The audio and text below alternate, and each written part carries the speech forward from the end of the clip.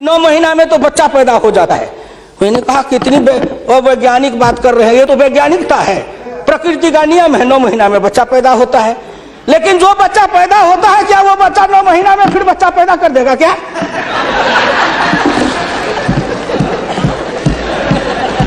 कितनी आप वैज्ञानिक बात बोल रहे हो। इस सरकार का 9 महीना हुआ, 10 महीना हुआ, सरकार पैदा हुई, अब क्या सोचते हो?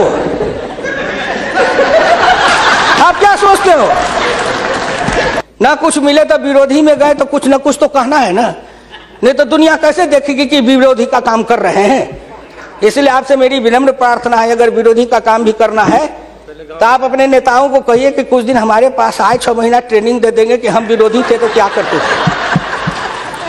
अरे नाटक भी करिए तो किसी डायरेक्टर से सीख तो लीजिए। जो गरीबी का डायरेक्टर है उससे सीखे नहीं, गरीबी का नाटक खेल रहे हैं। एक गांव में नाटक में हनुमान जी का पाठ करने वाला नहीं आया, उसने सोचा कि आज तो नाटक नहीं होगा। एक बहुत मोटा तगड़ा दुकानदार था, उनको पकड़ लाया, कहा तू नाटक कर, केवल खड़ा रहना। और जब वो खड़ा होकर पाठ करने लगा तो रावण ने डांट के कहा कि कहाँ गए, लाओ तेल घी लाओ, इसके पूंछ में आग लगाओ। उसको हुआ कि अब तो जल के मरेंगे। तो कहा हजूर हम तो हनुमान जी नहीं है, हम तो बनिया है, अपनी दुकान चला रहे थे। वैसे ही आप नाटक करिएगा।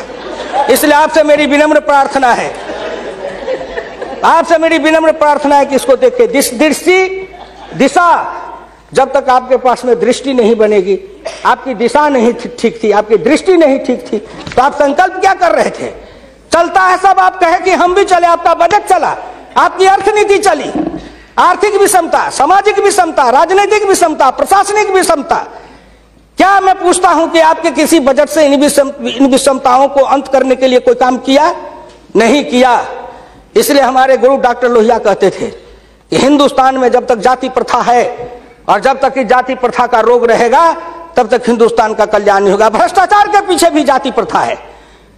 कोई माननीय प्रधानमंत्री बैठे हैं हिंदुस्तान के अंदर, किसी को अगर चाहेंगे कुछ कर दे प्रधानमंत्री रहते हुए, क्या है जो कर देंगे?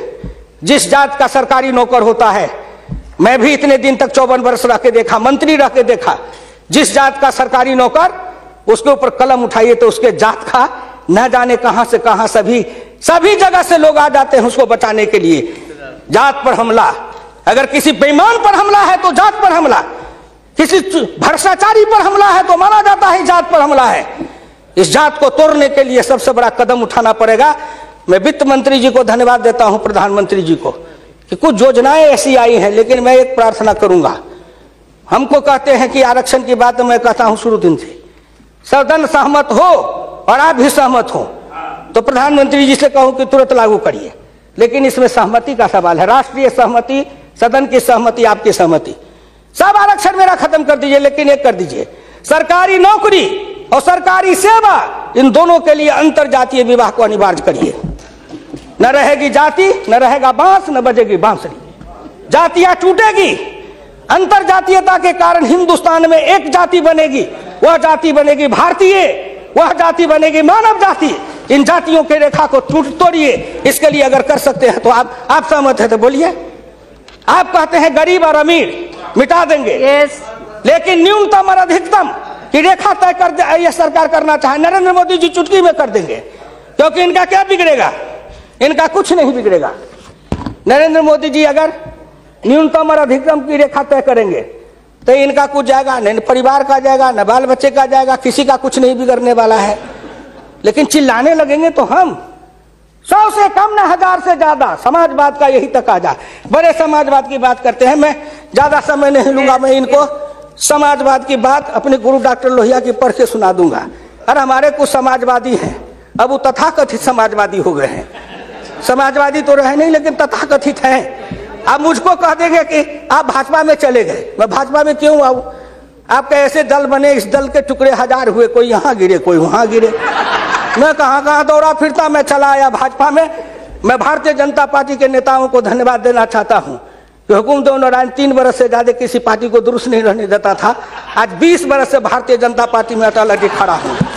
इस पार्टी में जब तक कोई ताकत नहीं है, अडवाणी जी में, अटल जी में, नरेंद्र मोदी जी में इन सब लोगों में जब कोई गुण नहीं है तो मेरे जैसे उदंड आदमी को 20 वर्ष तक अपने पिंजरे में रख लिया है, कोई साधारण योग्यता है? इस बात को समझो। मैं आखिरी में कहूंगा अध्यक्ष महोदय, समाजवाद हर किसी से सिद्धांत की तरह एक होता है थोक, एक होता है फुटकर, एक होता है सगुन, एक होता है निर्गुण, एक होता है सिद्धांत, एक होता है कार्यक्रम।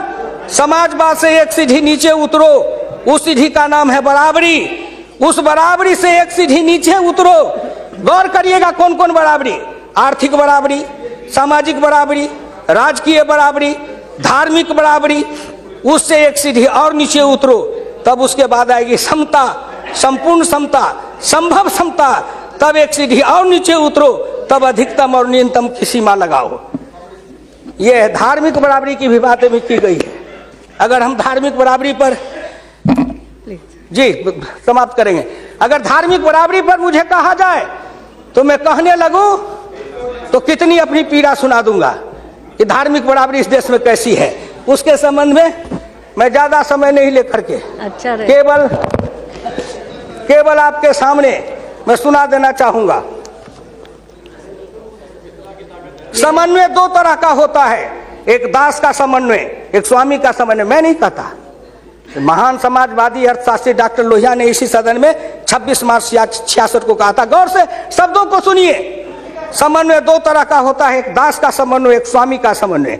पिछले 1000 बरस के इतिहास से हिंदुस्तान ने स्वामी का समन्वय नहीं सीखा, वह एक दास का समन्वय रहा है। मैं तो श्री नरेंद्र मोदी जी सरकार से कहूंगा कि 1000 साल से भारत दास भाव से सांस्कृतिक समन्वय में रहा है। अगर वो स्वामी भाव का समन्वय में भारत आना चाहता है तो क्या अपराध है?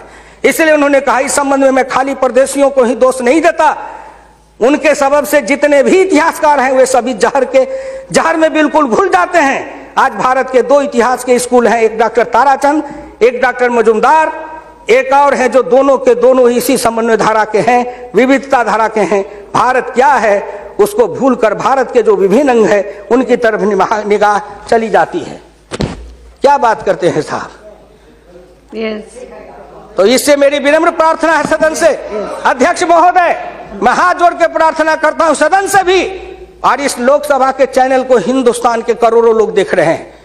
मैं उन गांव के गरीबों, किसानों, मजदूरों से कहता हूं, गांव गरीब, मजदूर, किसान, पिछड़ा, दलित और नौजवान, मिलके देश बनाओ, आओ देश बनाएंगे। और नरेंद्र मोदी के प्रधान रहते हुए एक बार नहीं, अगर हिंदुस्तान में आपने जितने दिन रहा, एक बार में तो थोड़ी सी रेखाएं बनाई जाएगी, दूसरे बार में मिट्टी डालेंगे, तीसरे बार में तब न पिचिंग करेंगे। तो हमको भी आपको इतना समय दिया, तो मैं गांव गरीब, किसान, मजदूर, पिछड़े, दलित, इन सब से हाथ जोड़ के प्रार्थना नौजवानों से करना चाहता हूं, आओ कदम में कदम मिलाओ, मिलके हिंदुस्तान को बनाओ, सफर समता लाएंगे, आर्थिक समता, सामाजिक समता, राजनीतिक समता। अगर इन्होंने मुझको 12 रुपया महीना पर जीवन बीमा कर दिया तो बड़े लोगों का कलेजा फटने लगा कि 12 रुपया में सबको जीवन बीमा कर रहे हैं। खेत में काम करेंगे, बीमार पड़ेंगे, मरेंगे, तो हम जिम 1 रुपया, हाँ 12 रुपया साल, 12 रुपया साल, 1 रुपया महीना। तंबाकू का गुटखा भी खाते हैं तो 3 रुपया में मिलता है, उससे भी सस्ता जीवन बीमा सरकार ने दे दिया गरीबों को। करेजा तो इसलिए फट रहा है, करेजा में दर्द इसलिए है, इन्होंने जो और योजनाएं चलाई, गाय के पशुपालन के लिए, गाय के उत्थान के लिए योजना, इत्यादि इत्यादि कई योजना है, क्या गिनाऊं।